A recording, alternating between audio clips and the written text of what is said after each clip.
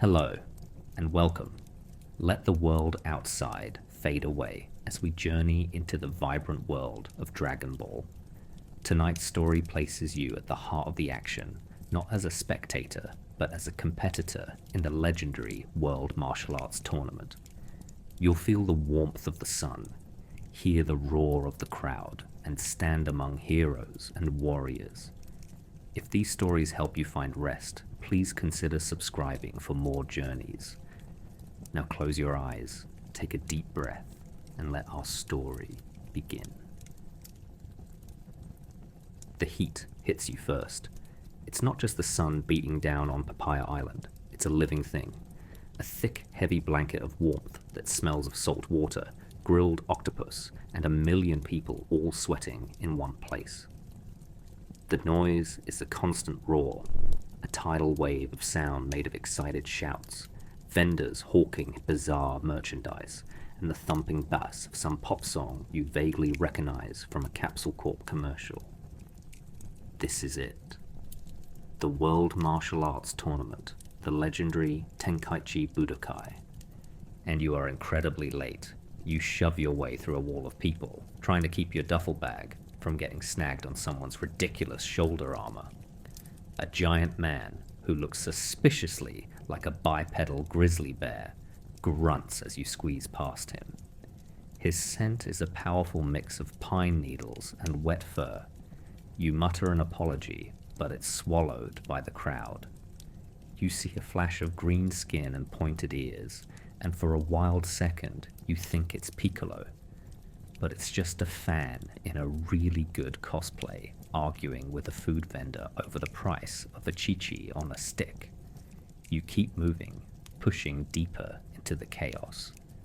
The tournament grounds are a sprawling festival of pure kinetic energy.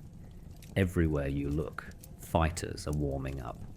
A man with 4 arms is juggling kettlebells. A woman with hair like a purple flame is practicing kicks that break the sound barrier.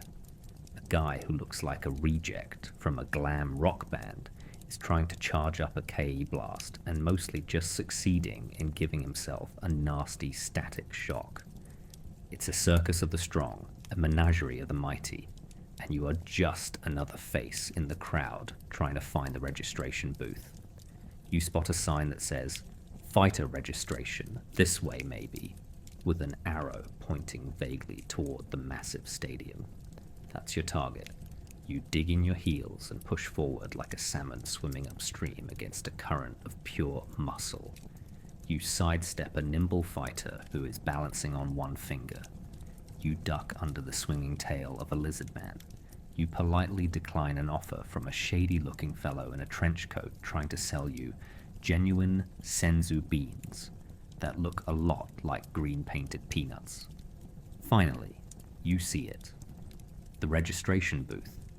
It's a simple fold-out table under a large striped umbrella, and behind it sits a legend. Not a fighter, not a god, but a man whose voice is more recognizable than the king of the worlds.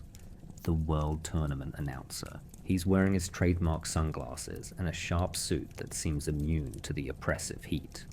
He looks up from his clipboard with a welcoming smile as you stumble up to the table, out of breath and slightly disheveled.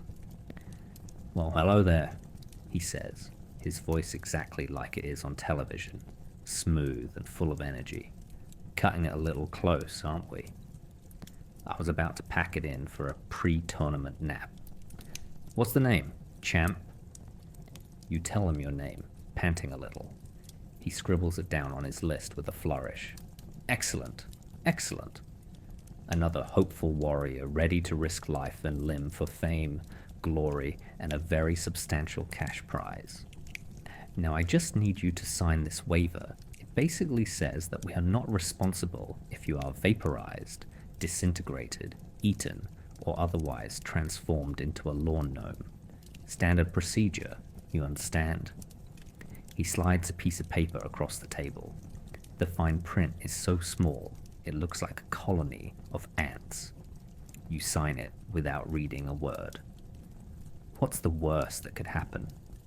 He claps his hands together. "Fantastic. Your preliminary match number will be called out in the main hall. Just head through those doors and try not to get intimidated by the competition. Or do. Sometimes fear is a great motivator. Good luck out there, kid. You thank him and turn to leave, feeling a surge of excitement. You did it. You're in. You are officially a competitor in the World Martial Arts Tournament. As you walk toward the massive doors of the preliminary hall, a shadow falls over you. The crowd, which was a roaring sea of noise a moment ago, suddenly hushes. A ripple of whispers and awe spreads through the area. You turn and see them. Walking toward the registration booth with an easy confidence that makes them seem like they own the island is a group of figures you've only ever seen on the news. A short, bald man in an orange gi is laughing with a taller, scarred man beside him. A towering green Namekian with a stern expression walks with his arms crossed, a white cape billowing behind him. A young boy with a kind face and a man with 3 eyes walk with them, their expressions calm and focused, and leading them all is him, the man who has saved the world more times than you've had hot dinners, Son Goku. He's smiling that goofy, innocent smile of his, scratching the back of his spiky black hair. He looks less like a legendary warrior and more like a farmer who got lost on his way to the market, but the energy coming off him is unbelievable. It's like standing next to the sun. The air crackles with it. Goku gives the announcer a cheerful wave. Hey, are we too late to sign up? We kinda lost track of time. Got into a little argument about whether a hot dog is a sandwich. The announcer's professional cool melts away for a second. His jaw drops. He looks from Goku to the others, his eyes wide behind his sunglasses.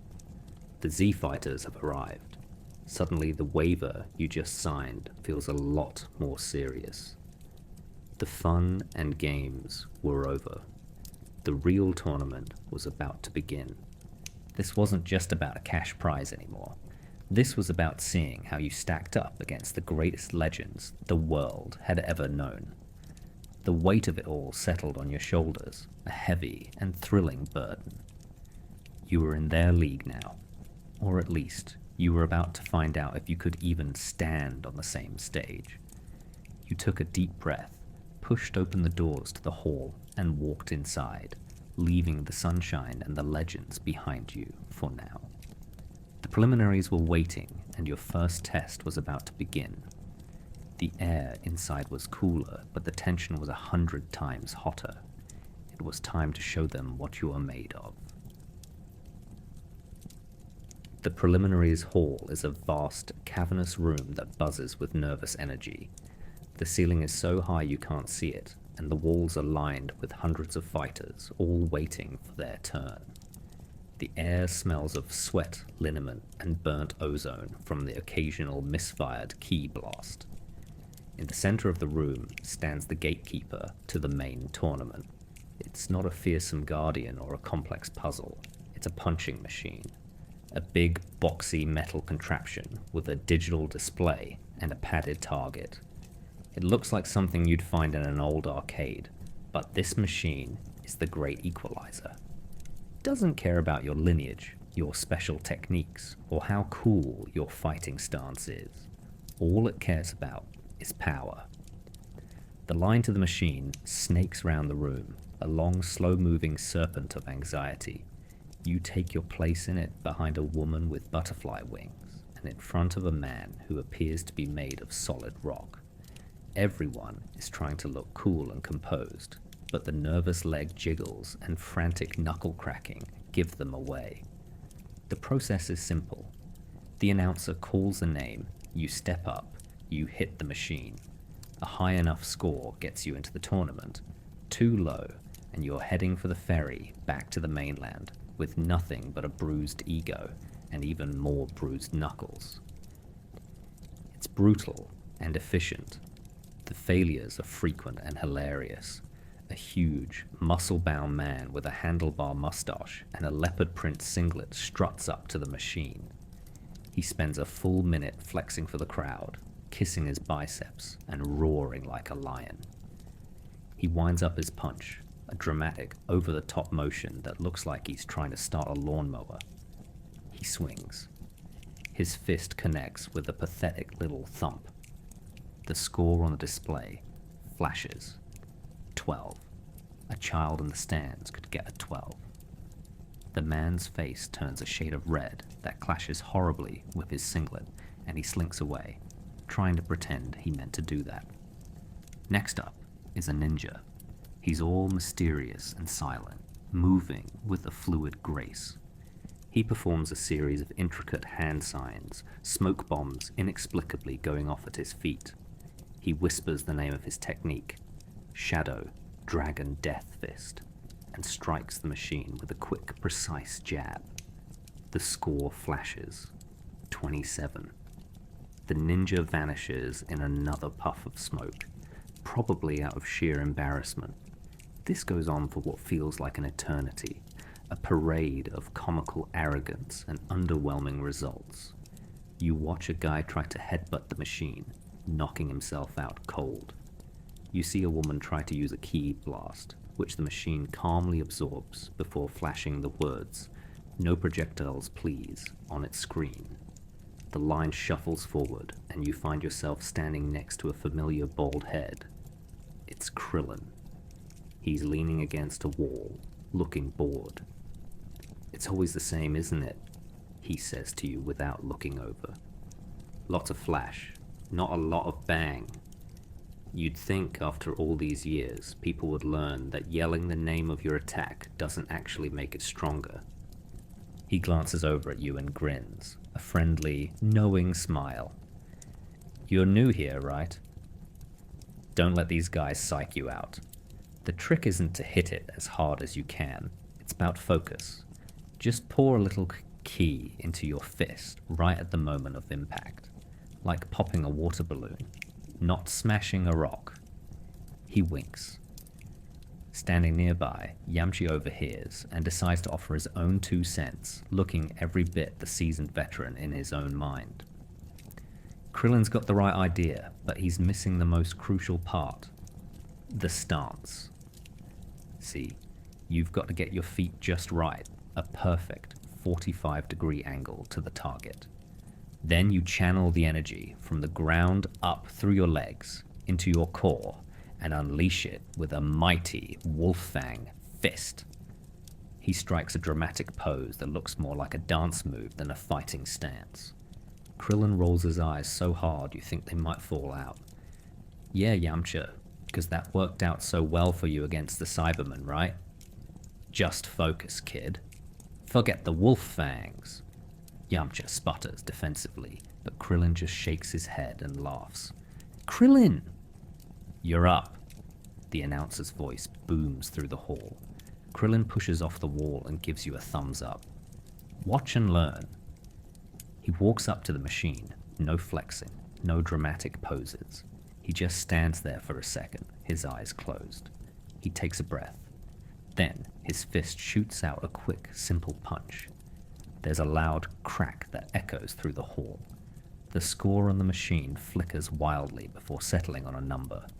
784. A collective gasp ripples through the crowd. It's the highest score of the day by a massive margin. Krillin just shrugs and walks back over, a little smirk on his face. "See?" Easy, a few more names are called, and then it's your turn. Your name echoes through the hall, and suddenly every eye is on you. Your heart starts pounding, a frantic drum against your ribs. You walk toward the machine, your footsteps feeling strangely loud in the now silent room. You can feel the weight of hundreds of expectations on you. You can feel the ghost of all the failures that came before. You take your place in front of the padded target. You remember Krillin's advice. Focus. You close your eyes and take a deep breath, pushing the noise and the stares out of your mind. You aren't here to show off. You are here to qualify. You open your eyes and the world comes into sharp focus. The scuffed red padding of the target is all you see. You draw your arm back. You can feel the energy in the air, the ki all around you. You pull it in, letting it gather in your core. It flows down your arm, a warm, tingling sensation. It pools in your fist, not as a raging inferno, but as a dense, focused point of light. You think about popping a water balloon, not smashing a rock. You step forward and punch. Your fist connects with the target. There's no huge explosion, no blinding flash of light, just a solid, resonant boom that seems to shake the very foundations of the building. The machine groans. The digital display goes haywire, flashing random numbers and symbols like a broken slot machine. Sparks fly from its circuits. For a moment, you think you broke it. Then the screen clears. A single number appears, a number that makes the whole room fall silent. 921. A wave of murmurs washes over the crowd. People are pointing at you, whispering. You look over and see Krillin, his jaw hanging open. Yamcha is staring as if he's seen a ghost. Even the announcer leans into his microphone and says, "Well, folks, it looks like we have a dark horse in the competition." An absolutely astonishing score. You did it. You didn't just qualify. You made a statement. You step away from the smoking machine, a small smile on your face. You give a nod to Krillin, who just shakes his head in disbelief and gives you a slow, impressed clap. The path to the tournament was open. Now, you just had to walk it. The roar of the crowd is a physical force. It washes over you as you step into the massive square stage of the World Martial Arts Tournament. The sun is high in the sky, the heat from the stone tiles radiating up through your boots. This is it, the real thing. Millions of people are watching from the stands. Billions more are watching on television around the world. No pressure. The announcer's voice booms from the speakers positioned all around the stadium, his words dripping with excitement. "Welcome back, fight fans! We are ready for our very first match of the 28th World Martial Arts Tournament." In this corner, a fighter who absolutely demolished the punching machines in the preliminaries, a newcomer with a whole lot of promise. Give it up for them. The crowd gives a polite but enthusiastic cheer. You give a small wave, feeling a little awkward under the intense scrutiny.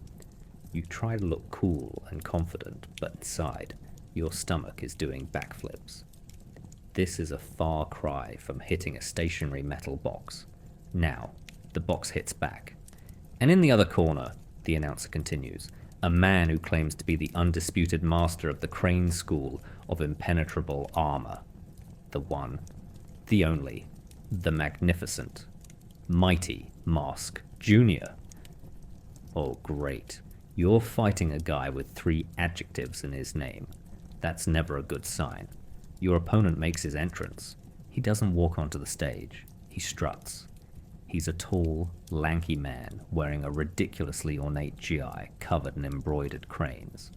He has a smug, self-satisfied smirk plastered on his face that you instantly want to punch off.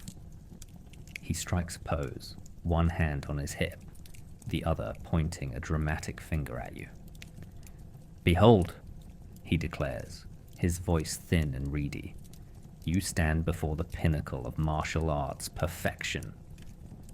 My body has been trained to be as hard as diamond, my fists as fast as lightning. You should feel honored to be the first stepping stone on my path to inevitable victory. I shall defeat you with my ultimate technique, the peck of the furious crane." He holds 2 fingers together and makes a series of sharp pecking motions in the air. The crowd is silent for a beat, and then a few scattered snickers can be heard. You just stand there, blinking. Peck of the furious crane? Seriously? You've heard of the Kamehameha wave, the Destructo disc, the special beam cannon. But the peck of the furious crane? It sounds like something a particularly angry chicken would do. The announcer clears his throat, trying to maintain his professionalism. A bold claim from Mighty Mask, Jr.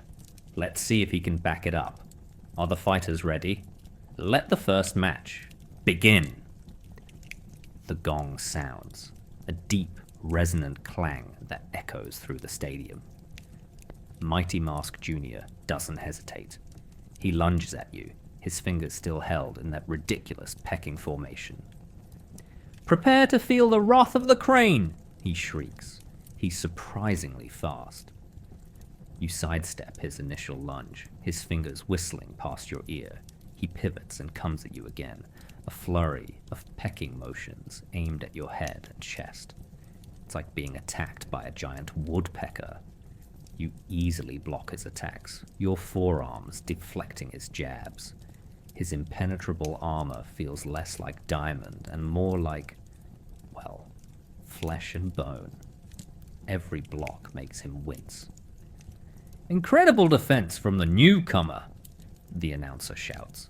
Mighty Mask Jr.'s signature peck of the furious crane seems to be completely ineffective.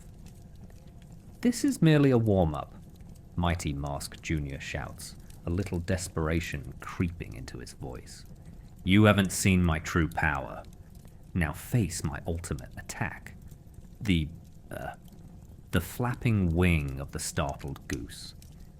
He starts waving his arms around like he's trying to take off. It's the most ridiculous thing you've ever seen. You decide you've had enough of this nonsense. This is the World Martial Arts Tournament, not a comedy club. While he's busy flapping his arms, you see your opening. You duck under one of his wild swings and sweep his legs out from under him. He yelps in surprise, his arms pinwheeling as he falls backward. He hits the tiles with a loud thud, his smug expression replaced by one of pure shock. But you're not done.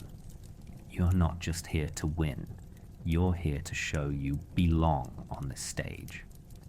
As he scrambles to get up, you leap into the air. You channel a small amount of Kai into your foot. Not enough to seriously injure him, but enough to make a point. You bring your foot down in a gentle but firm axe kick right on his chest.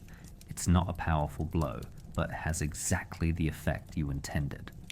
The force of the kick pushes him backward, sending him sliding across the smooth surface of the stage. He skids right to the edge, his eyes wide with the panic. For a moment, he teeters there, his arms flailing wildly as he tries to regain his balance.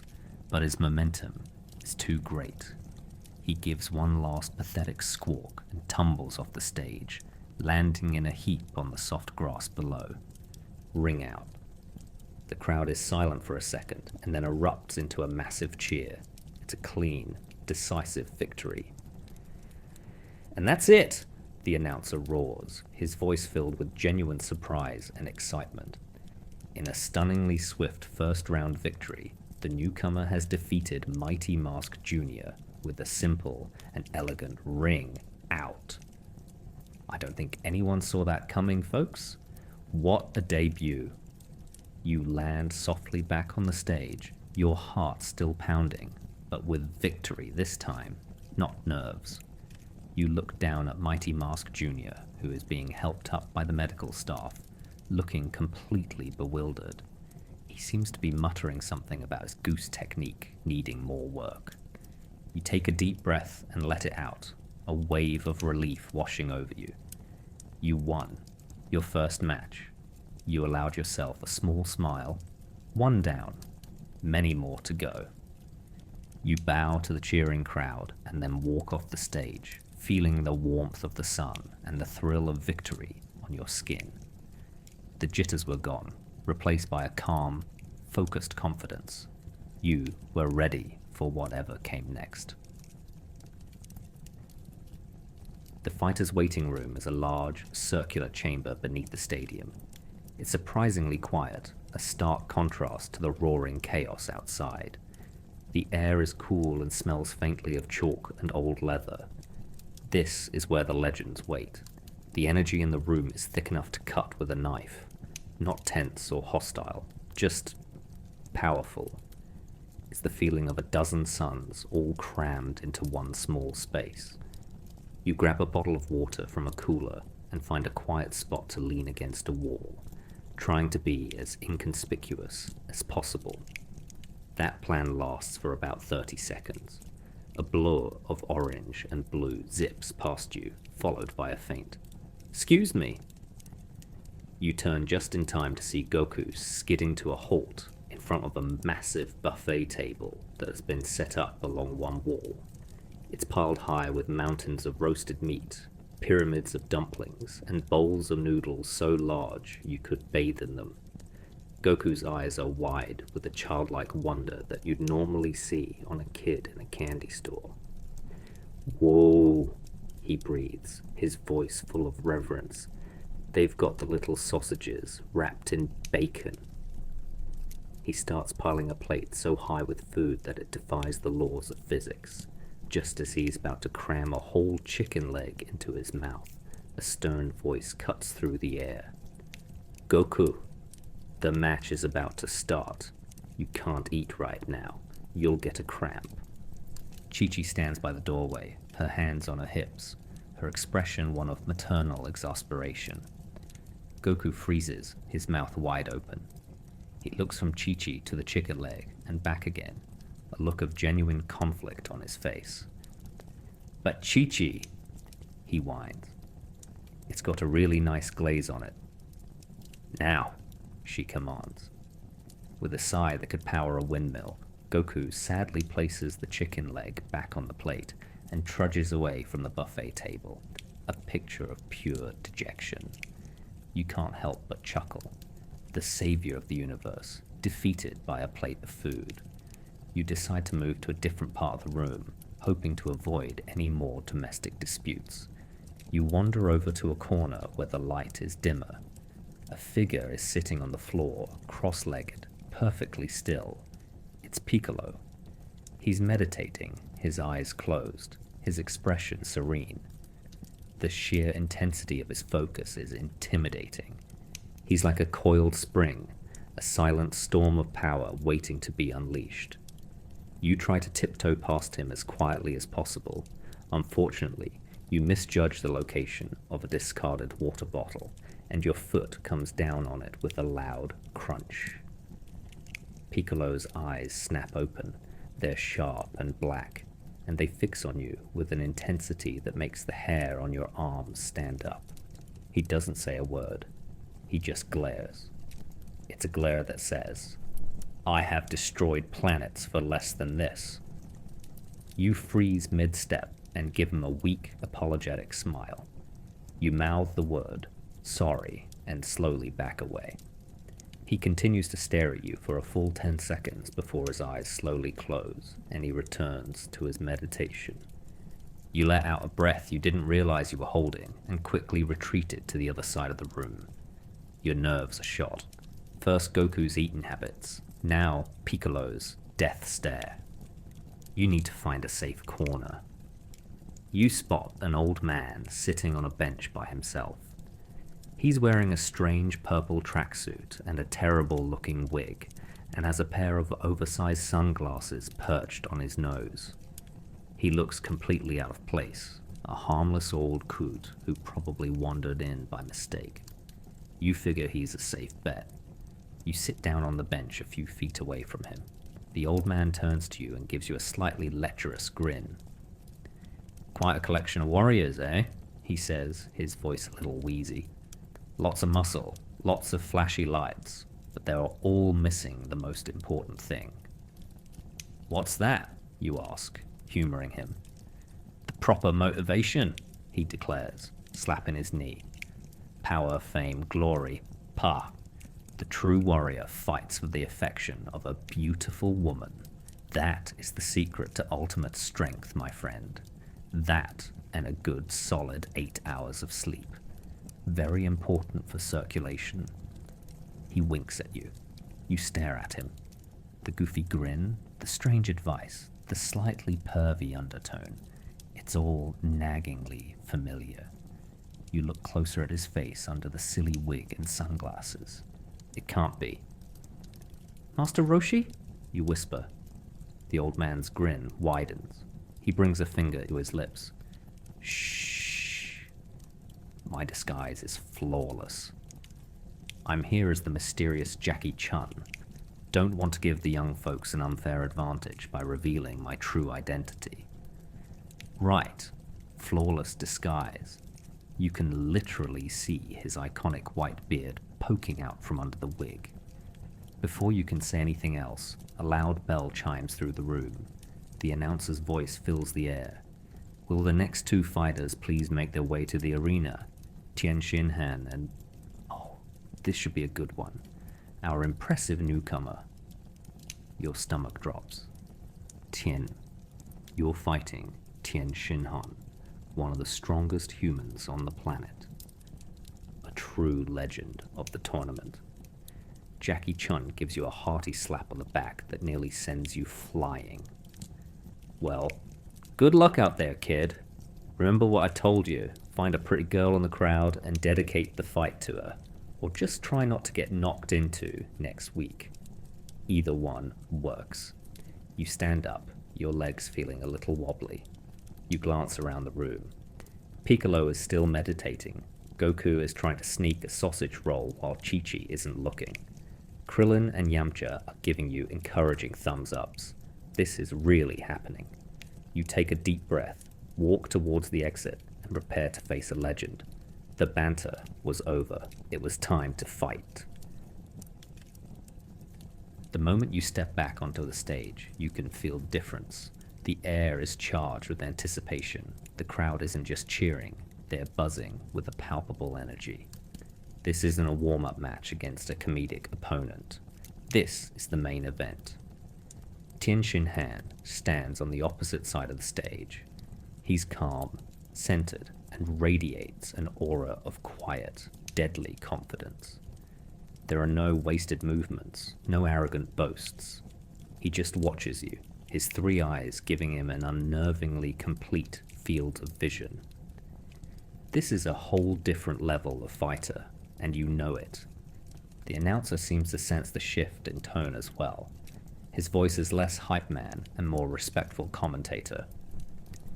Folks, this is going to be a match to remember. The three-time champion, the master of his own dojo, the legendary Tian Xinhan, facing off against the rookie who has taken this tournament by storm. The power levels on the stage right now are off the charts. The gong sounds and the fight begins.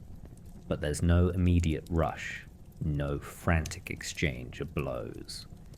You and Tien just circle each other, two predators sizing each other up. The silence is more nerve-wracking than any battle cry. You decide to make the first move. You feint high and then sweep low, trying to catch him off guard. It's a fast, solid attack, but Tien is faster. He doesn't even seem to move. He's just suddenly not there anymore. You feel a rush of air behind you, and you spin around just in time to block a sharp chop aimed at the back of your neck. The impact sends a jarring shock up your arm. His strength is immense. You disengage, putting some distance between you. He doesn't press the attack. He just watches you, his expression unreadable. You're fast, he says, his voice calm and even. But you rely too much on aggression. You leave yourself open. He's right. Your heart is pounding. You were so focused on landing a blow you didn't even think about the counterattack. This is a chess match, not a bar fight. You need to think. You try a different approach. You launch a series of quick jabs and kicks, trying to overwhelm his defenses. He parries every single one with an almost lazy grace. His movements are so efficient, so precise. It's like watching water flow around a rock. He's not just defending, he's analyzing, learning your rhythm, your timing.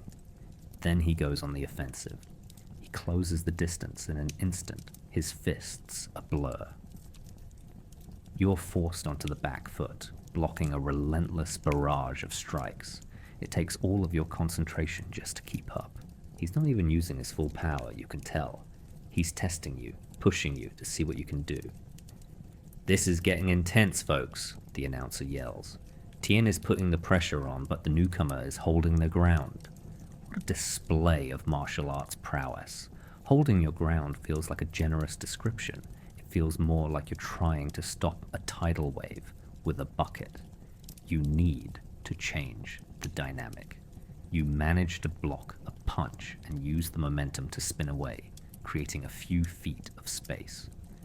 You decide to use a Kai Blast, a simple, straightforward attack to force him to move. You gather energy in your palms and fire a focused beam of light. Tien just smirks. A common mistake. He brings his hands together in front of his chest. Four Witches technique. Suddenly, 2 extra arms sprout from his back. It's a jarring and terrifying sight. With 4 arms, he easily deflects your Kai Blast, batting it away like it's a fly. Then he rushes you again. Now you're not just fighting one opponent, you're fighting 3. 2 arms block your attacks while the other 2 pummel you from unexpected angles. A fist connects with your ribs, and you gasp as pain explodes in your chest. Another catches you on the jaw, sending you stumbling backward. You're completely overwhelmed. You can't keep up with the sheer number of attacks. You're taking hit after hit. You're on the verge of being knocked out. You have to do something drastic. As another punch comes flying at your face, you do the only thing you can think of. You drop. You fall to the floor, letting the punch sail harmlessly over your head. While you're down, you sweep your leg out with all your might, knocking Tien's feet out from under him. He's so focused on his attack, he doesn't see it coming. He grunts in surprise as he loses his balance.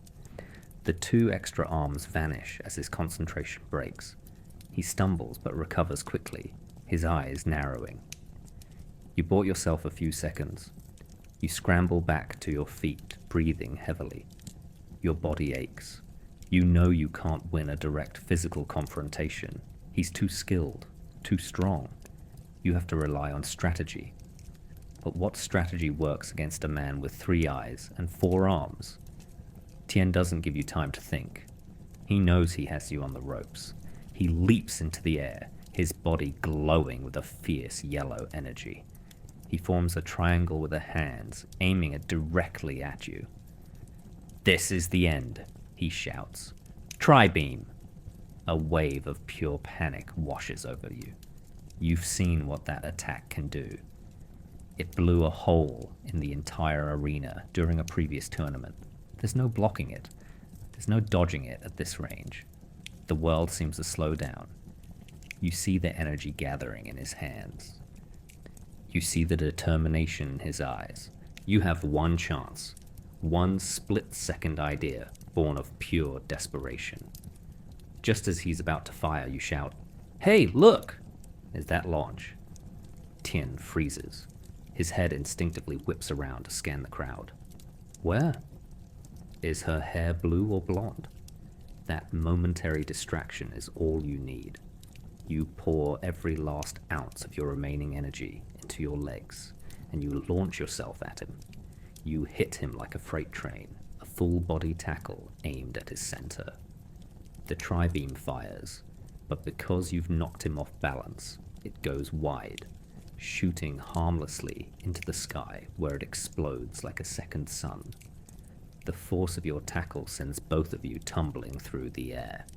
You're a tangled mess of limbs, falling toward the stage. You manage to twist your body in mid-air so you land on top of him. The impact knocks the wind out of both of you. You lie there for a second on top of Tien, surrounded by the smoking crater your combined impact made in the stage. You're exhausted, bruised, but you did it. You survived. You slowly push yourself up. Tien lies still for a moment, then he starts to laugh, a deep, genuine laugh. "Launch," he says, shaking his head. "You got me. Nobody's used that one on me in years." He sits up and extends a hand to you. "That was a good fight. You have a clever mind.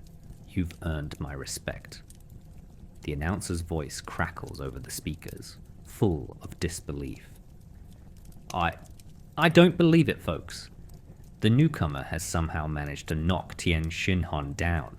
Is this an upset in the making? But you know it's not. You look at Tian. He's barely broken a sweat. You, on the other hand, feel like you've been hit by a truck. You know you can't continue. You used a cheap trick and all of your energy just to survive his weakest finishing move. He gets to his feet and helps you up. You're unsteady, your legs trembling. You look him in the eyes and give a slight nod of concession. You can't win this. Not today. You take a step back and deliberately walk to the edge of the ruined stage and step off onto the grass. You forfeit. The crowd is stunned into silence. Then a wave of applause washes over the stadium. It's not for a victory, but for the effort, for the heart you showed. An honorable decision, the announcer declares. The newcomer forfeits the match. Tian Xinhan is the winner, but let's have a huge round of applause for both of these incredible warriors. You lost the match, but it doesn't feel like a defeat. You faced a legend, and you didn't just survive. You made him laugh. You earned his respect. As you walk off the field, you feel a sense of pride. You now knew where the bar was set, and you knew you had a long way to go to reach it. But for the first time, you felt like you actually could.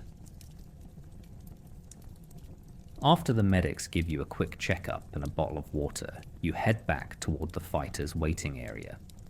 The adrenaline from the fight with Tian is starting to wear off, leaving a dull, throbbing ache in its place.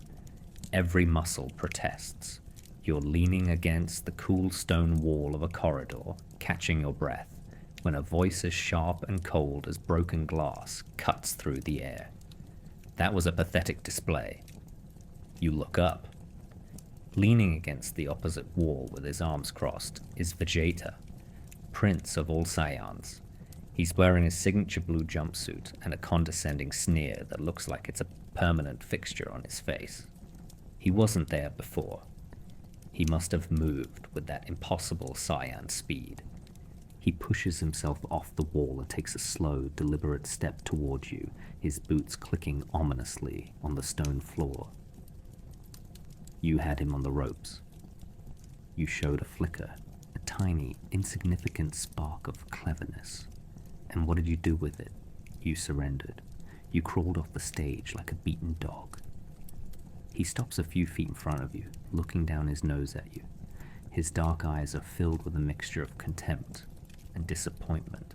It feels like being judged by a particularly angry god. In all my years, I have never witnessed such a cowardly act in a tournament, he continues, his voice dripping with scorn. You have the gall to stand in the same arena as me, as Kakarot, and you don't even have the spine to see a fight through the end. You disgust me. Wow, he doesn't mince words, does he? You're not sure how to respond. Part of you is intimidated. This is Vegeta, a man who has fought galactic tyrants and destroyed planets. The other part of you is just annoyed. Who does this guy think he is? I saved my energy, you say, your voice a little hoarse. There was no way I could win. It was a strategic retreat. Vegeta lets out a short, barking laugh that has no humor in it. Strategic retreat? Don't insult my intelligence with your weak-minded justifications. There is no strategy in quitting. There is only victory or defeat. You chose the path of the weakling. You might as well have laid down and begged him to finish you. It would have been more honorable.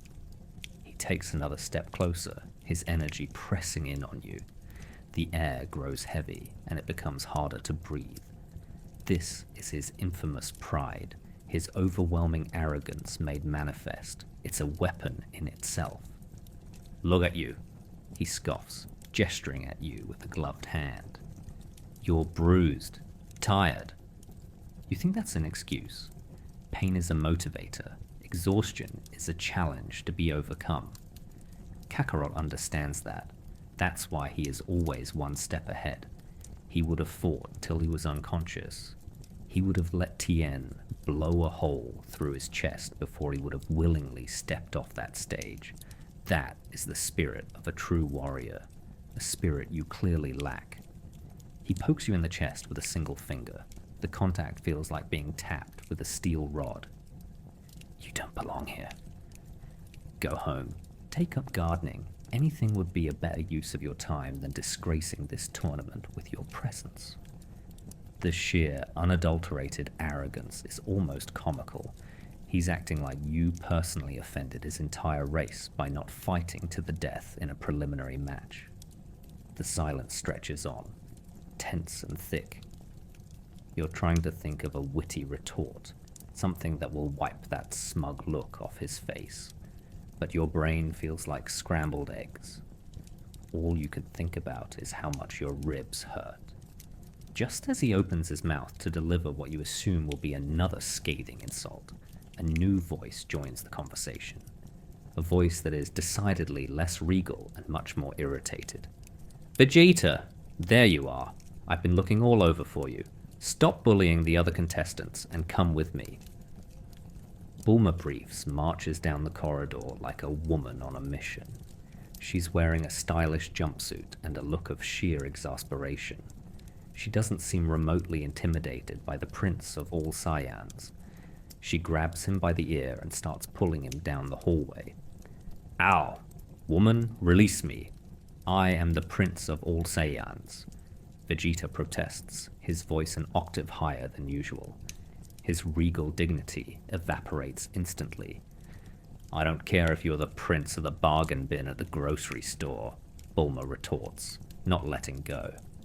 You promised you'd help me test the new gravity settings on the ship, and you've been down here brooding and insulting people all day.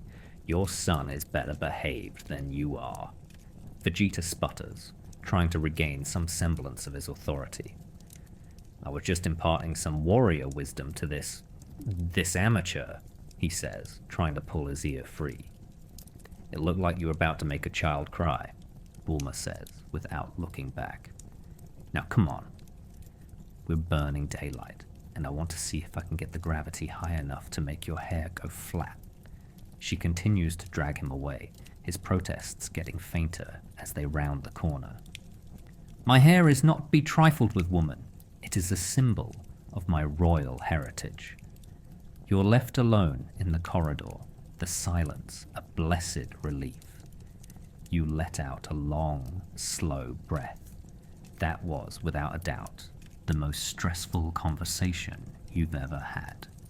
You rub your chest where he poked you. You can still feel the pressure. You think about what he said.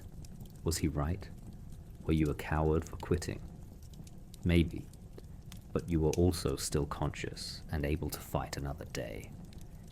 Which seemed like a pretty good outcome. All things considered, you decide not to dwell on it. Vegeta is... well, he's Vegeta. Getting insulted by him is practically a rite of passage. You shake your head, a small smile on your face. This tournament was getting more bizarre by the minute. You pushed yourself off the wall and headed back to the waiting room. You had more fights to watch, and hopefully, no more princes to annoy. You managed to win your next match by a hair's breadth, a grueling slugfest against a burly fighter who could turn his skin into iron. You were tired, battered, but victorious.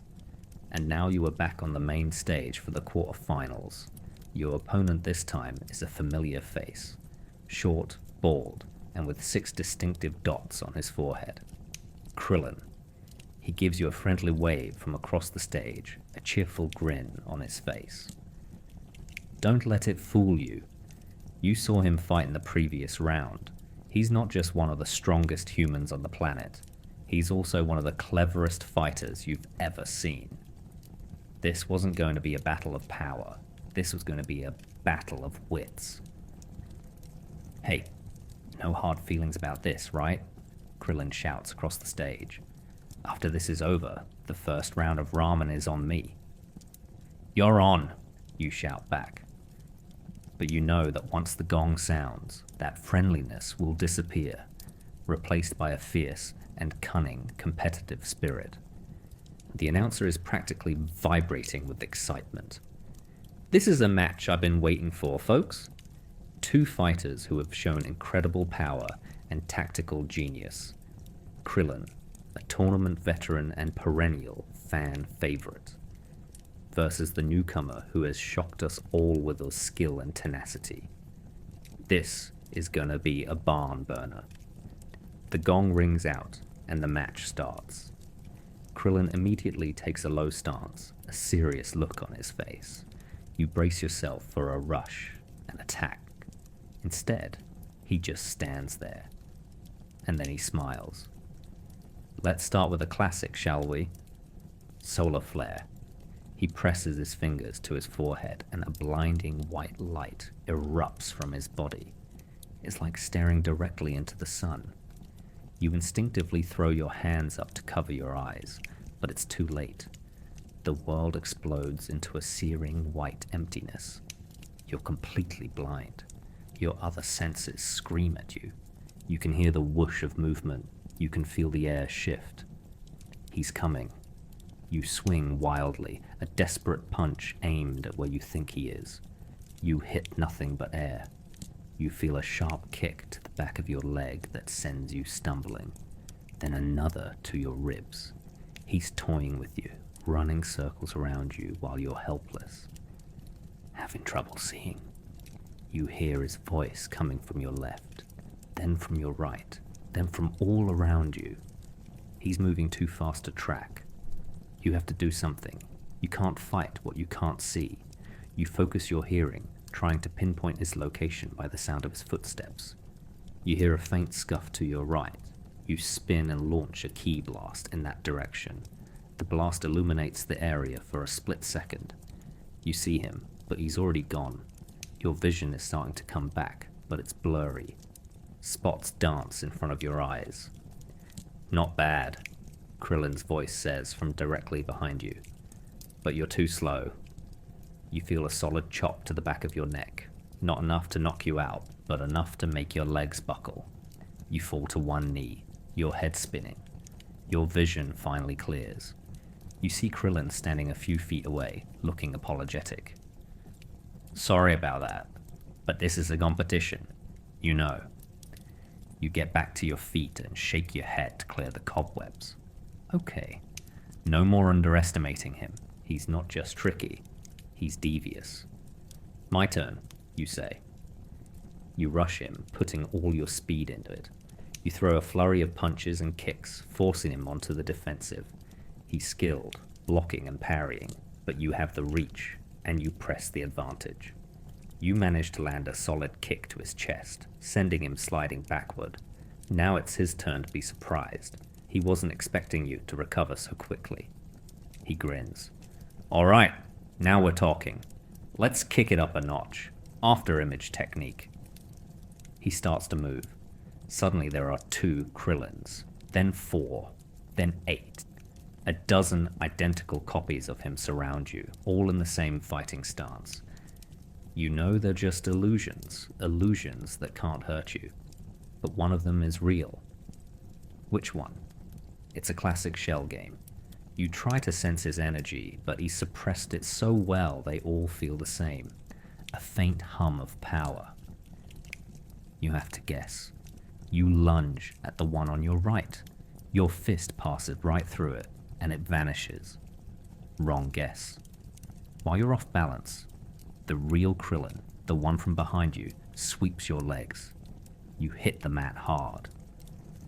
You've got to be quicker than that, all the Krillins say in unison, a chorus of cheerful mockery. You're getting frustrated. He's making a fool of you. You push yourself up, your anger giving you a surge of energy. You can't pick out the real one. Fine. You'll just take them all out at once. You leap into the air and start spinning, creating a miniature whirlwind. You fire off a series of small, rapid-fire Kai blasts in every direction. It's not a powerful attack, but it covers a wide area. One by one, The afterimages are hit and disappear in a flash of light, until only one is left, the real one. He's looking up at you, a surprised but impressed look on his face. Okay, that was pretty smart, he admits. You land on the stage, ready to press your attack, but Krillin raises his hand, a sign to wait. The cheerful grin is gone, replaced by a look of intense concentration. He holds his other hand up to the sky. A small, flat disk of golden energy begins to form above his palm. It spins rapidly, letting out a high-pitched hum that grates on your nerves. You know, he says, his voice deadly serious, I'm not just a bag of tricks. I have some real power too. I've been perfecting this technique. I can make it bigger, faster, sharper. Let's see you deal with this. Destructo Disc. He lets it fly. The golden disc rips through the air with a terrifying shriek. It's not like a normal ki blast that explodes on impact. This thing cuts. It slices through the air, leaving a shimmering trail behind it. You can feel the sheer cutting power of it. If that thing touches you, it will go right through you. There's no blocking it. You have to dodge. You dive to the left. The disc screams past your head, missing you by inches. It hits the stage behind you and slices clean through the stone tiles like they're made of butter. It carves a deep trench in the stage before flying up into the air. But it's not done. It banks in the air like a predator and comes screaming back towards you. Krillin is controlling it. You scramble to your feet and run. The disc is hot on your heels, a relentless golden shark. The crowd is screaming. The announcer is shouting something, but you can't make it out over the sound of the disc. You zig and zag, trying to shake it, but it's too fast, too agile. It's herding you, forcing you toward the edge of the ring. This is his plan. He's going to force a ring out. It's brilliant. It's terrifying. You're running out of stage. You can see the edge approaching fast. The disc is closing in. You have to do something. An idea, a stupid, desperate idea, flashes in your mind. You stop running. You turn to face the disc. You plant your feet, and you do the last thing anyone would expect. You punch it. You pour all of your ki into your fist, creating a protective barrier of energy around it. Your fist connects with the edge of the spinning disc. There's a deafening clang of energy on energy. A shockwave erupts from the point of impact, throwing you backward. Your whole arm is numb and screaming in protest. But it worked. The Destructo disc shatters. It explodes into a million tiny shards of golden light that rain down on the stage like harmless confetti. The stadium is silent. Everyone is staring at you in stunned disbelief. Krillin's jaw is on the floor. He looks at his hand, then at you, then back at his hand. He can't believe you just punched his ultimate attack into oblivion. You stand there breathing heavily, your arm throbbing. You managed to overcome all his tricks. You survived his ultimate weapon. The tide of the battle has turned. It's your move now. You're in the semi-finals. You can't quite believe it. Your fight with Krillin was a brutal chess match that ended with a mutual knockout. You both hit each other with a final, desperate attack at the same time, and were both counted out. By some strange tournament rule, a double knockout in the quarterfinals meant you were both advanced, but his opponent was disqualified for unrelated reasons. It was a weird day, so now here you are, standing on the rebuilt stage, staring down an opponent that makes Tien and Krillin look like warm-up acts. Piccolo. He stands there, silent and imposing, his white cape and turban catching the wind. He hasn't smiled once during this entire tournament. He hasn't even seemed to break a sweat. He has dismantled every opponent he's faced with a cold, ruthless efficiency. This is not a match. This is a final exam, and you have a terrible feeling you're about to fail. The announcer's voice is filled with a nervous energy, a stark contrast to his usual booming confidence. Well, folks, here we are. The semi-finals. The incredible newcomer who has defied all expectations versus the Namekian warrior who has yet to be challenged, the formidable Piccolo. The gong sounds. The match begins, and the world ends. Piccolo moves. He doesn't run. He doesn't fly. He just appears. One moment he's across the stage. The next, he's in front of you, his fist buried at your stomach. The air explodes from your lungs in a painful gasp. The force of the blow lifts you off your feet and sends you flying backward. You hit the stage hard, skidding across the tiles until you slam into the far corner. Pain, pure, white-hot pain radiates from your gut. You can't breathe. You can't think. You can only lie there, gasping for air like a fish out of water.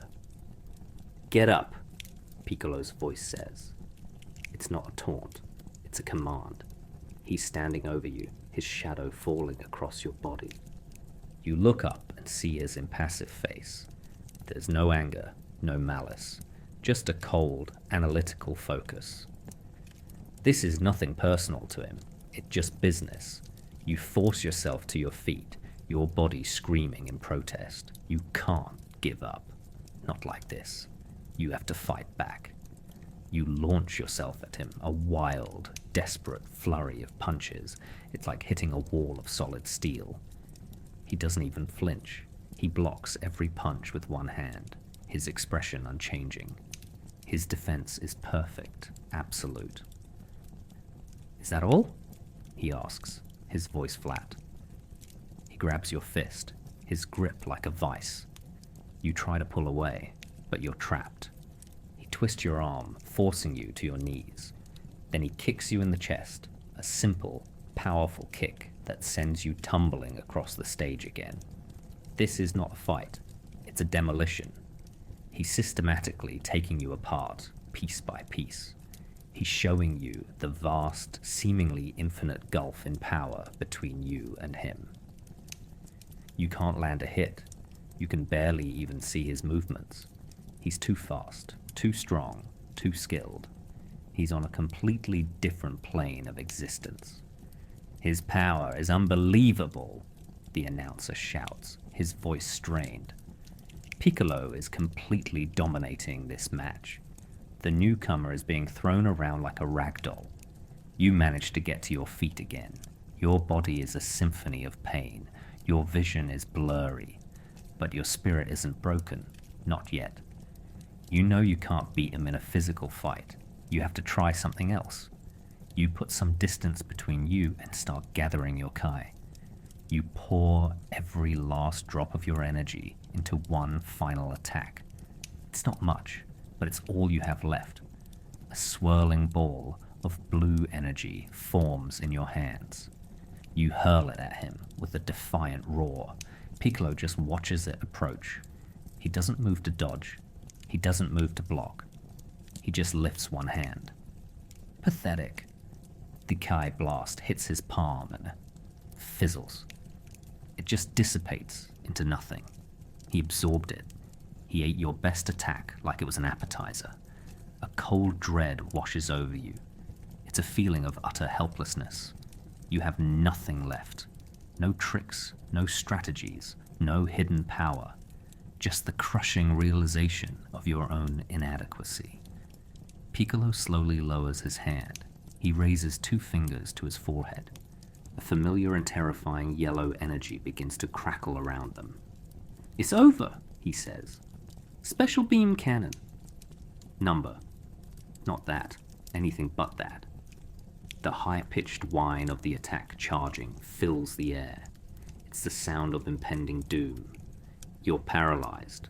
You can't move. You can only watch as the pinpoint of deadly energy on his forehead grows brighter and brighter. This is it. This is how it ends. Vaporized in front of millions of people. But then he stops. The energy dissipates. He lowers his hand. You stare at him, confused. "I will not waste this technique on you," he says, his voice cold. "You are not worthy of it." Instead, he stretches his arm. It elongates unnaturally, crossing the distance between you in an instant. His hand grabs you by the front of your GI. He lifts you into the air effortlessly. You're dangling there, helpless, a puppet on a string. He looks you in the eye. "You have potential," he says, "but potential is meaningless without the discipline to hone it. You fought with heart, but you fought foolishly. Remember this feeling. Remember this humiliation. Let it fuel you. Let it make you stronger." And then he throws you. He doesn't just toss you aside. He hurls you with all his might. The world becomes a blur of color and sound. You fly through the air, out of the ring, over the shocked faces of the crowd. You land with a bone-jarring crash on the grass, far from the stadium. Everything goes black. Your last conscious thought is of his words. Remember this. Oh, you will. You will definitely remember this. The Namekian wall was real, and you had just been smashed against it. You wake up to the smell of antiseptic and the gentle beeping of a machine. You're lying on a soft bed in a clean white room. The infirmary. Your whole body feels like one giant bruise. Every breath is a struggle. You try to sit up, but a searing pain shoots through your ribs. And you fall back onto the pillow with a groan. Your fight with Piccolo feels like a distant nightmare, a brutal, humbling experience that has left you physically and mentally shattered. The door to the room slides open, and a cheerful voice fills the air. "Hey, you're awake. I was starting to worry. For a second there, I thought Piccolo hit you a little too hard." Goku walks into the room, a wide grin on his face. He's carrying a small paper bag. He doesn't seem to have a single scratch on him. Behind him is his son, Gohan, who gives you a small, shy wave. "Wow, he really did a number on you, huh?" Goku says, peering at you with a look of clinical curiosity. "I haven't seen anyone get thrown that far since I fought my brother Raditz. You flew great, though. Really good form." You just stare at him. His complete lack of sympathy is almost funny. He talks about you being hurled into the stratosphere like you just completed a difficult gymnastics routine. He's not being mean. He's just Goku. His mind operates on a different wavelength, a wavelength where getting beaten to within an inch of your life is just part of a good workout. "Don't worry," he says, rummaging around in the paper bag. "I brought your little pick-me-up." Korin was nice enough to lend me a few. He pulls out a small green bean, a senzu bean, the legendary magical bean that can heal any injury and restore a person's energy to its absolute peak. You've only ever heard stories about them. You never thought you'd actually see one, let alone eat one. Gohan looks at the bean with a hint of nervousness. "Are you sure, Dad? The last time you gave one to Yamcha, he said it tasted like fish and sadness." Goku laughs. "Nah, that was a bad batch. These are fresh from the tower. Here you go." He holds the bean out to you. It looks so small, so insignificant. It's hard to believe this tiny little thing can do what they say it can. With great effort, you manage to sit up, wincing as every muscle protests. You take the bean from him. It feels smooth and slightly warm in your palm. You look at it for a moment, then you pop it in your mouth. You chew. It has a surprisingly crisp texture, like a freshly picked piece of celery. The taste is, well, Gohan was right. It's a bit fishy, but then it happens. A jolt. It's not a gradual healing, it's an explosion. A surge of pure energy erupts from your core and washes through your entire body. It's like 1,000 lightning storms all going off inside you at once. The pain vanishes instantly. The bruises fade. The broken ribs knit themselves back together with an audible pop. The exhaustion is replaced by a vibrant, boundless energy. You feel incredible, better than you have ever felt in your entire life. You feel like you could punch a hole through a mountain. You feel like you could run around the entire planet and not even break a sweat. You leap out the bed, landing softly on your feet. You do a few experimental kicks and punches. No pain, no stiffness. You're not just healed, you're better, stronger, faster. The near-death experience against Piccolo pushed you to your absolute limit, and the Senzu Bean has not just restored you, it has pushed you past it. A Zenkai boost. Goku grins. See? Told you. Good as new, right? Now hurry up and get dressed. You're gonna miss the final match. Me versus Vegeta. It's gonna be awesome. He tosses you your clean, folded high, and then he and Gohan head for the door. It's about time I knocked that arrogant prince down a peg or two, he says with a cheerful glint in his eye. He waves over his shoulder, and then they're gone, leaving you alone in the infirmary. You look at your hands. You can still feel the residual energy of the Senzu Bean thrumming through your veins. T. The humiliation of your defeat at the hands of Piccolo is still fresh in your mind, but now it's mixed with something else. A new resolve, a new determination. He told you to remember the feeling, to let it make you stronger. And now, thanks to Goku and a magical, fishy-tasting bean, you are. You quickly get dressed. You're not just a spectator anymore. You feel like a part of this crazy world of gods and aliens and magical beings. You lost the tournament, but you gained something far more valuable. A glimpse of the power you could achieve, and a burning desire to reach it.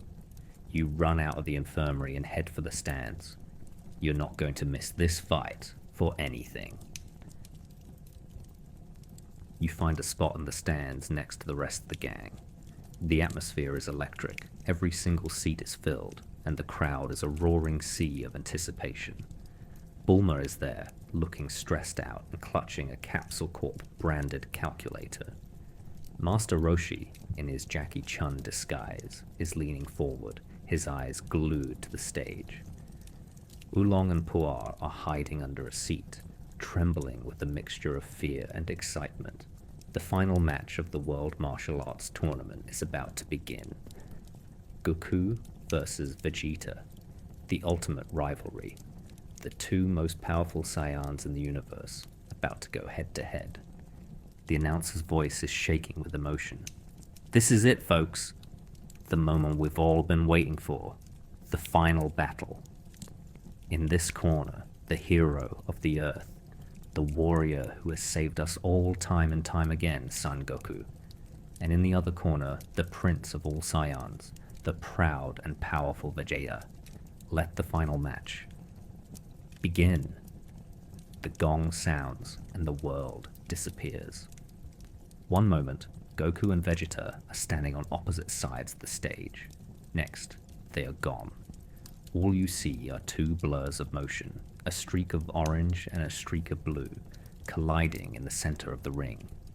The sound is deafening, a rapid-fire series of sonic booms that sound like a machine gun. They're moving so fast, you can't even track them. The only evidence of the fight is the shock waves that ripple out from their clashes and the explosions of displaced air. I can't see a thing, Bulma complains, tapping furiously at her calculator. My Scouter app just crashed. The power levels are too high. All it's showing is a picture of a screaming cat. This is going to cost me a fortune in stadium repairs. Again, Master Roshi strokes his fake beard, a look of intense concentration on his face. Incredible. Their speed is beyond anything I've ever seen. They're not just trading blows. They're fighting on a completely different level of consciousness. Each strike is a statement, each parry a conversation. I think my statement would be, please don't hit me, Oolong whimpers from under the seat. Suddenly the two blurs separate. Goku is hovering in the air on one side of the stage, and Vegeta is on the other. They both look completely unharmed, not even breathing heavily. "Is that all you've got, Kakarot?" Vegeta sneers, his voice dripping with his usual arrogance. "I'm barely warmed up." Goku just grins that easygoing smile of his. "You're pretty fast, Vegeta, but you always leave your left side a little open." Vegeta's eye twitches. "Insolent fool. I'll make you eat those words." Final flash. He pulls his hands back, and a massive ball of golden energy begins to form. The light is so bright, it turns day into noon. The ground shakes. The entire island seems to tremble. "Oh no, not that one!" Bulma shrieks, diving under her seat with Oolong and Puar. "That's the one that always messes with the planetary satellite reception. My phone bill is going to be astronomical." Goku's expression turns serious. He cups his hands at his side. A familiar blue ball of light begins to form. "Car. Me. Huh. Me." The two attacks are unleashed at the same time. A massive golden beam and a massive blue beam meet in the middle of the stage. The collision creates a cataclysmic explosion of light and sound. A dome of pure energy expands outward, vaporizing the stage and a good portion of the stadium. A hurricane-force wind rips through the stands, sending hats and programs flying. You have to brace yourself just to keep from being blown away. When the light fades, the stage is gone. In its place is a massive smoking crater. Goku and Vegeta are standing in the center of it, still completely unharmed. The fight has just begun. The announcer is huddled under a desk, his microphone shaking in his hand. I think we may need a short break to, rebuild the entire stadium, folks. We'll be right back." The fight continues in the sky above the ruined arena. They're just specks now, two distant stars twinkling in the afternoon sun. But the evidence of their battle is all around you. The shaking ground, the sonic booms, the flashes of light. It's terrifying and exhilarating all at once. "Look at them go," Master Roshi says, a note of pride in his voice. "My students. They've surpassed their master in every way. Now, if you'll excuse me, I think I saw a pretty nurse over by the first aid tent." He scurries off. His priority is as consistent as ever. The battle rages on, a beautiful and terrifying ballet of destruction. You watch in awe. This is the level you want to reach. The power to shake the world, the skill to fight among the gods. You are so caught up in the spectacle that you almost don't notice it. A shadow falling over the island, a sound that is not part of the fight, a low humming noise that seems to be getting closer. You look up, not at the fight, but at the clear blue sky. A small black dot is growing larger by the second. It's a ship, and it's heading right for the tournament grounds. Something is about to interrupt the greatest fight the world has ever seen, and you have a feeling it's not going to be for a commercial break. The ship descends from the sky with an unnerving silence. It's a strange, clunky-looking vessel shaped like a giant metal sphere with spindly little legs. It looks less like an advanced alien spacecraft and more like something a child would build out of spare parts. It hovers over the smoking crater where the tournament stage used to be, its shadow eclipsing the sun. The epic battle between Goku and Vegeta grinds to a halt. They both stop mid-punch and stare at the bizarre ship, their expressions a mixture of confusion and annoyance. The roar of the crowd dies down, replaced by a collective murmur of whispers. "What now?" Bulma says, peeking out from under her seat. "Is this part of the show?" Because if it is, it's in very poor taste. The insurance premiums for this place are already through the roof. A hatch on the bottom of the sphere opens with a theatrical hiss of steam. A ramp extends down to the ground. 3 figures stand silhouetted at the top of the ramp. As they walk down into the light, You can't help but let out a small groan of disbelief. It's them, the most incompetent trio of villains in the history of villainy. A small blue imp with an ego the size of a planet, a ninja dog in a pink G, and a tall, slender woman with a perpetually worried expression. Emperor Pilaf, Mai, and Shu. "Behold," Pilaf declares, his voice squeaky and amplified by a small microphone he's holding. "Your World Martial Arts Tournament is now the property of the great Emperor Pilaf. Surrender the Dragon Balls and your pathetic planet, and I may show you mercy." There is a long, profound silence. No one is scared. No one is intimidated. Everyone is just confused. Even Vegeta looks baffled. "The Dragon Balls aren't even here, you tiny blue moron," he shouts up at the ship. "And who are you supposed to be, anyway?" Pilaf strikes a dramatic pose. "I am your new master. And this," he says, gesturing behind him with a flourish, "is my ultimate weapon of conquest. The Pilaf machine, Mark IV. The thing he's gesturing to is not the ship. It's a giant, ridiculous-looking mech standing behind him. It's bright pink and shaped like a cartoon dog. It has giant floppy ears and a tail that wags back and forth. It looks less like a weapon of war and more like a parade float. The Z fighters just stare at it. Krillin starts to snicker. Goku just looks curious.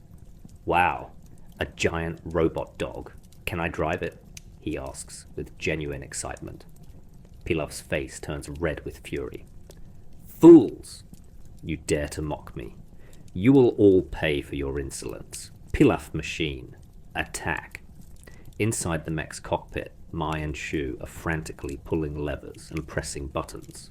The giant robot dog lurches forward with a groan of stressed metal. It takes one clumsy step and then trips over its own feet.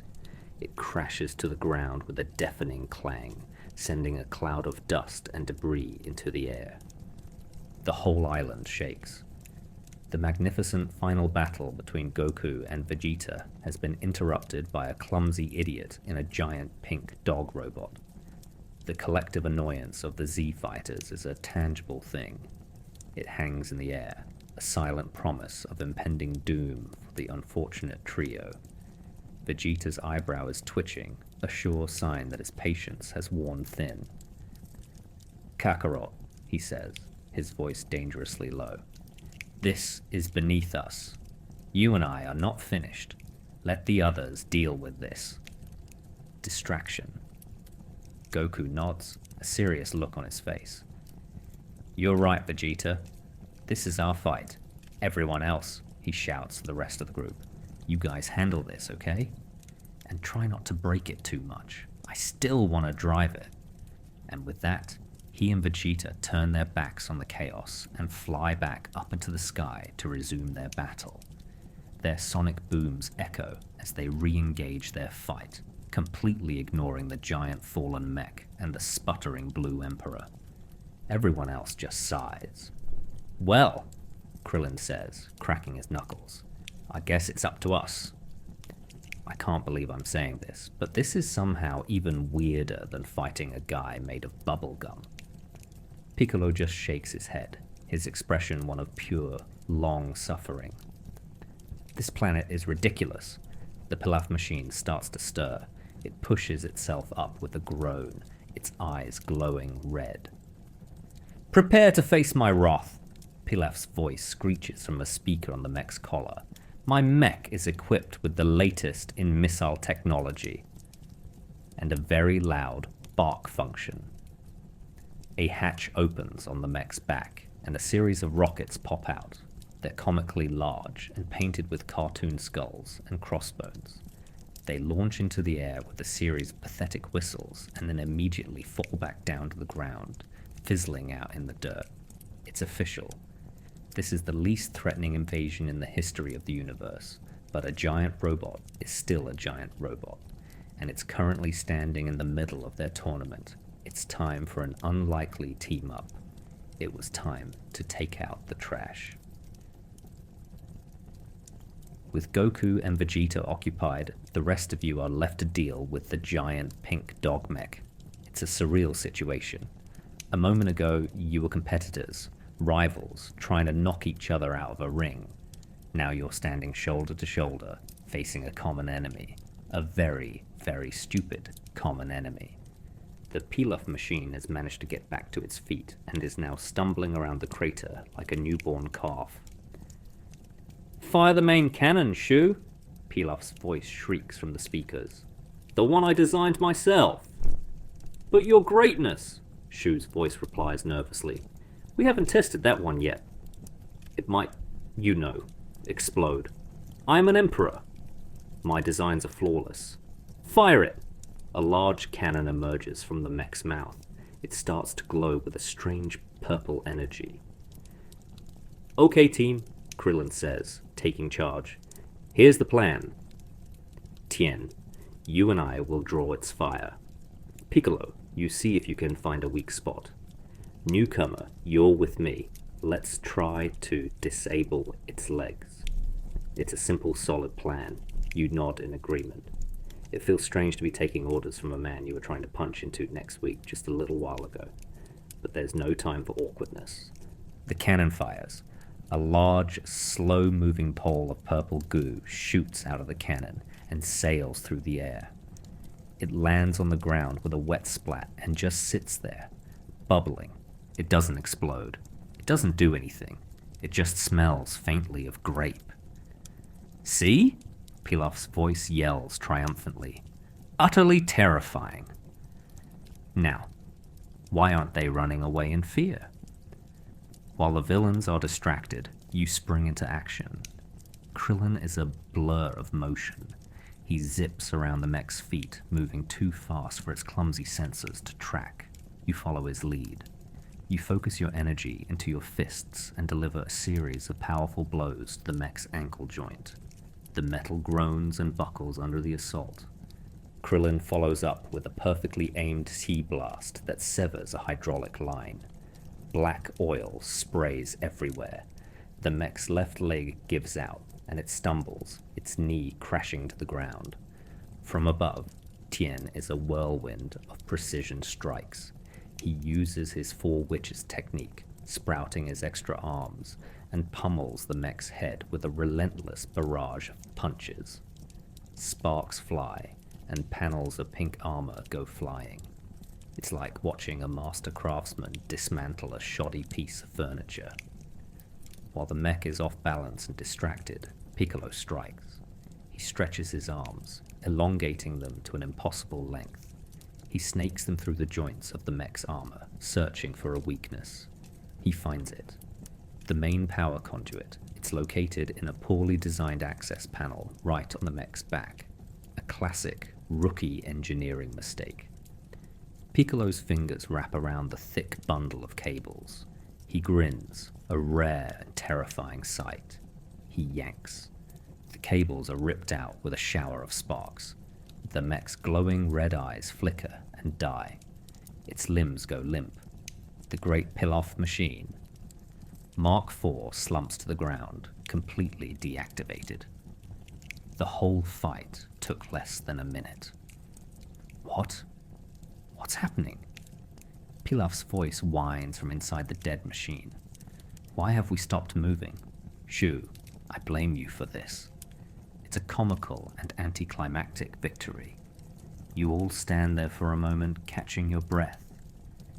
You look at Krillin and Tien. You just fought alongside two of the strongest humans on the planet. You work together seamlessly, a well-oiled machine. It's a strange and exhilarating feeling. Nice work, team, Krillin says, giving you a thumbs up. See? We make a pretty good team when we're not trying to beat each other senselessly. Tien just nods, his three eyes surveying the damaged, but still mostly intact, mech. It is not completely destroyed. The power core is still active. Just as he says that, the mech's eyes flicker back on. A new sound emerges from its speakers. Not Pilaf's voice, but a loud, high-pitched alarm. A red light on its head starts flashing. "Uh-oh," Krillin says. "That doesn't sound good." A new voice comes over the speakers, a calm, female, computerized voice. "Self-destruct sequence initiated. Detonation in 30 seconds. Have a nice day, Panic." Pure, unadulterated panic. Pilaf had a self-destruct system. Of course he did. It was probably the only part of the mech that actually worked properly. "We have to get out of here," Krillin shouts. "But you're too close. The blast radius would be huge. It would take out what's left of the stadium and a good chunk of the island. You can't just run. You have to stop it, or destroy it completely before it blows. There's no time for a plan, no time for strategy, just time for one final, desperate attack." It was time for some good old-fashioned teamwork. 20 seconds until detonation. The calm, computerized voice is a terrifying counterpoint to the frantic alarm. There's no time to evacuate, no time to find the off switch. The only option left is to obliterate the mech completely, hoping to smother the explosion before it can expand. "We need to hit it with everything we've got." All at once, Piccolo yells, his voice cutting through the panic. "Aim for the center mass. Try to vaporize the power core." Everyone knows what they have to do.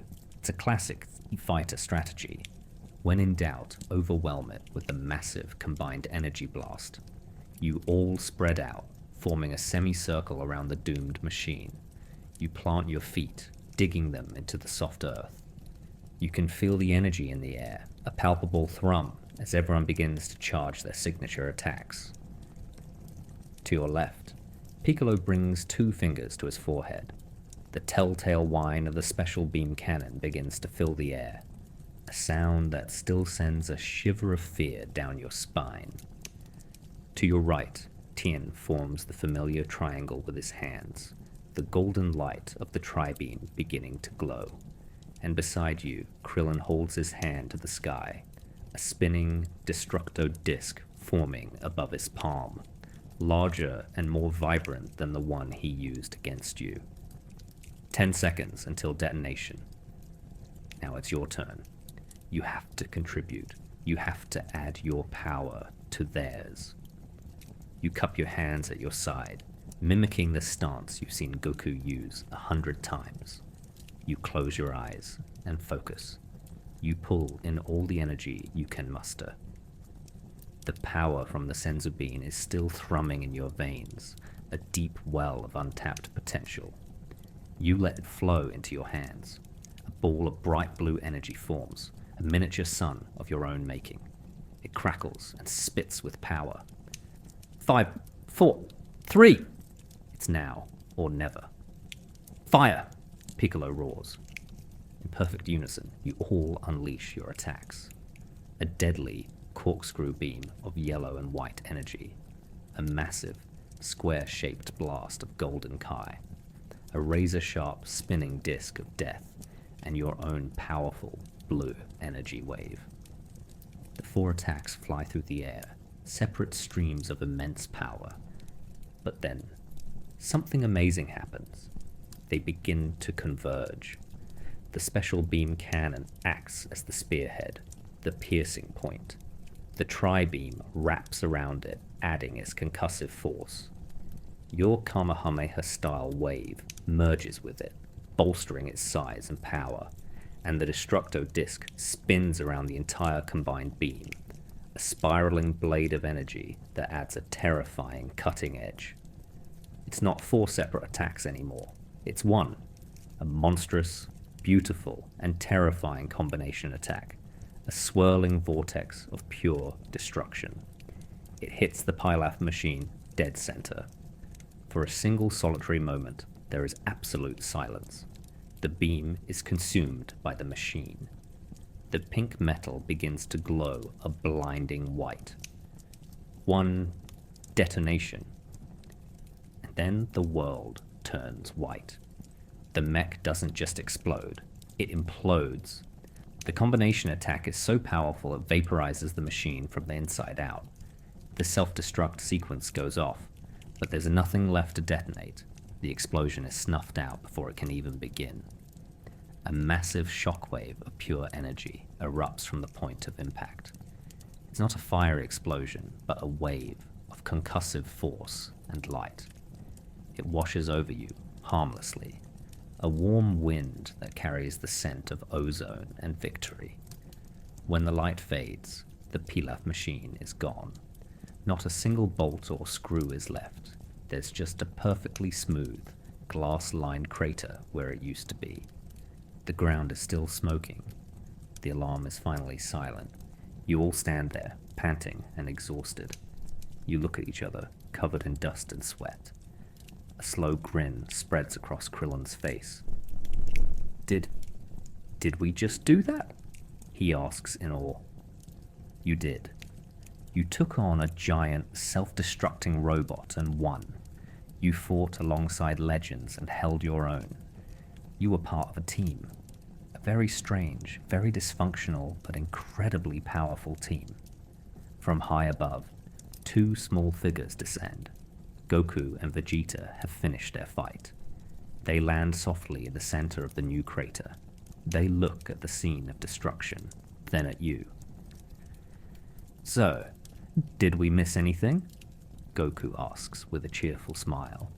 You all just start laughing, a wave of exhausted but triumphant laughter. You saved the day. You stopped the bomb, and you did it together. It was a short, sweet, and incredibly explosive victory. The silence that follows the laughter is almost as deafening as the explosion.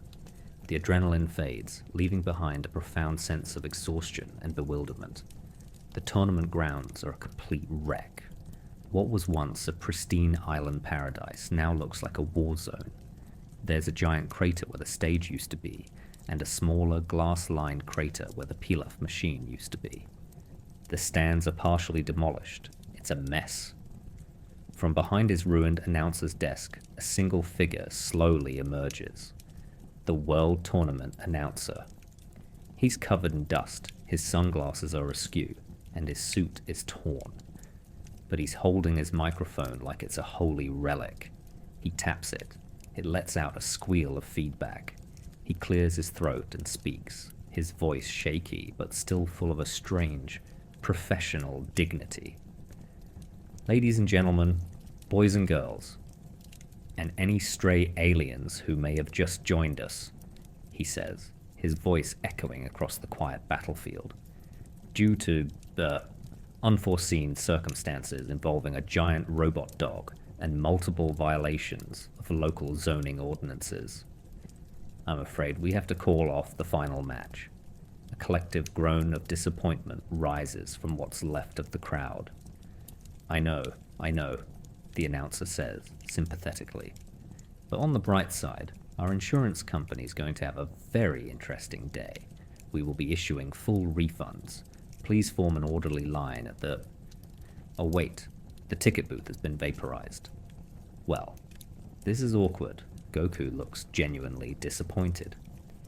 Oh, but Vegeta and I were just getting to the good part. We didn't even get to go Super Saiyan yet. Vegeta just scoffs. This entire event has been a farce. I am leaving. I require a sterile environment in which to train and contemplate your utter incompetence. Kakarot. As Vegeta turns to leave, a new voice cuts through the air. A loud, booming voice full of false bravado. Do not fear, for your champion is here! From behind a large piece of rubble, a figure leaps out, striking a dramatic pose. He's a tall man with a huge afro and a glorious mustache. Mr. Satan, the reigning world martial arts champion, in the eyes of the public, at least. He had apparently been hiding for the entire duration of the robot attack. Citizens, he declares, puffing out his chest. You have just witnessed my incredible power. I, the mighty Mr. Satan, have single-handedly defeated the evil alien robot. It was a tough fight, but its pathetic lasers were no match for my Satan punch. The Z-fighters just stare at him. There's a long, awkward silence.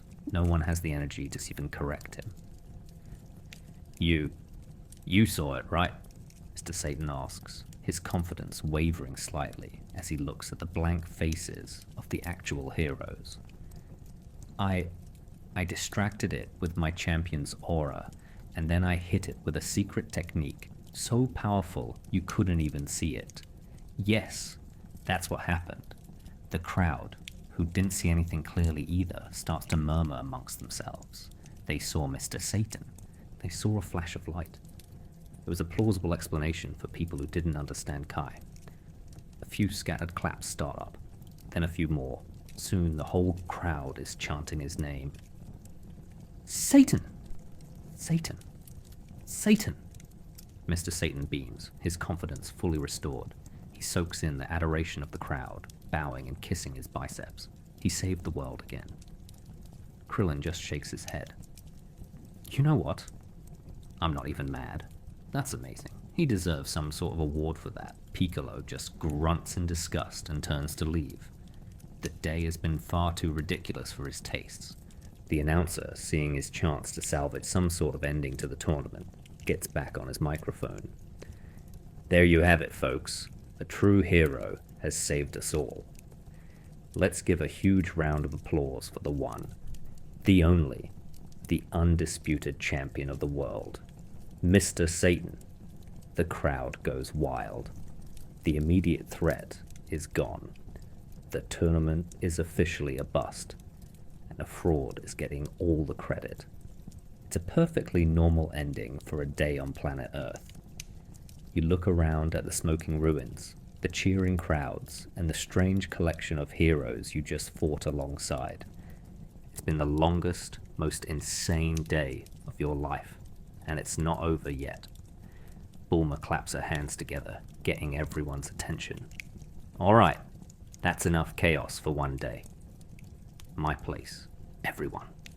We're having a victory feast, and by we, I mean my chefs are cooking, and by victory, I mean the we survived another Tuesday feast. My treat.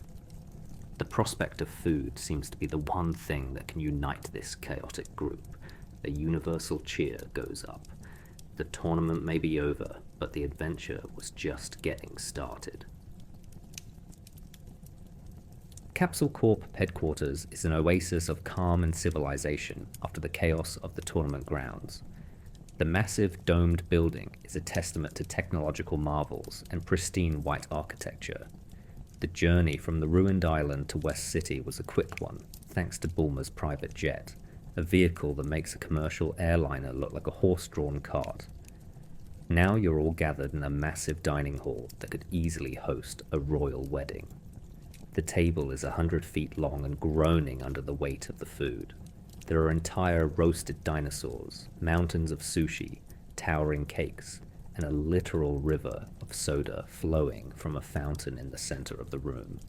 It's a feast fit for an army of hungry Saiyans, which is convenient because there are two of them present. The atmosphere is loud, cheerful, and utterly chaotic. It's not so much a dinner party as it is a controlled food riot. Goku and Vegeta are at the center of it all, engaged in a silent but intense eating competition. They are inhaling food at a rate that defies biology. Plates are emptied in seconds. Entire platters disappear in a blur of motion. The only sound from their end of the table is the clatter of silverware and the occasional grunt of satisfaction. Chi-Chi is trying in vain to get Goku to use a napkin, while Bulma is shouting encouragement at Vegeta as if she's his corner man in a boxing match. Master Roshi, now back in his usual beach attire, is trying to flirt with every woman in the room and is being expertly shut down by a very unimpressed Android 18.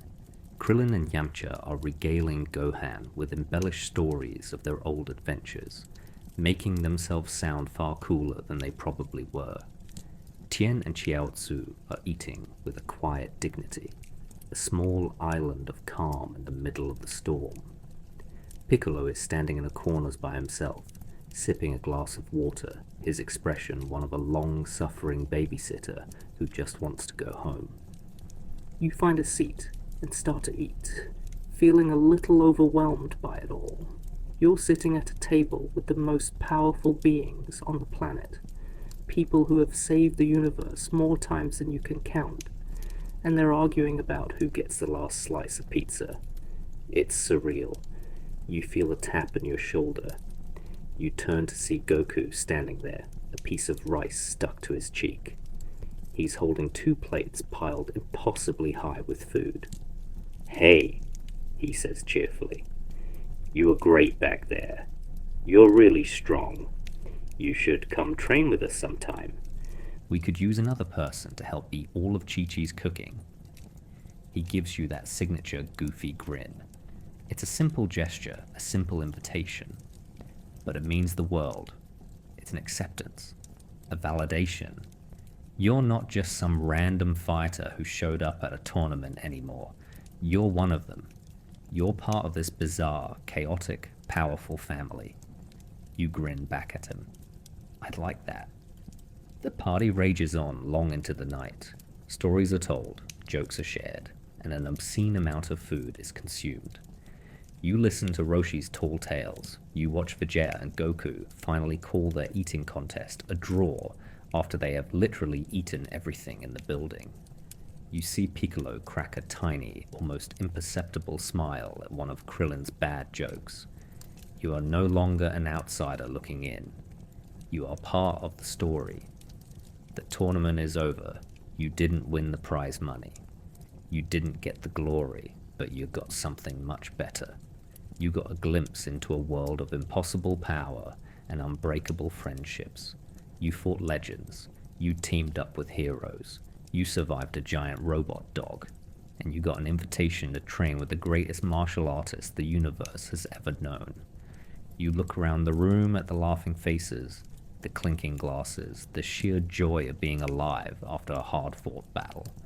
This is where you belong. The adventure was just beginning, and you couldn't wait to see what happened next.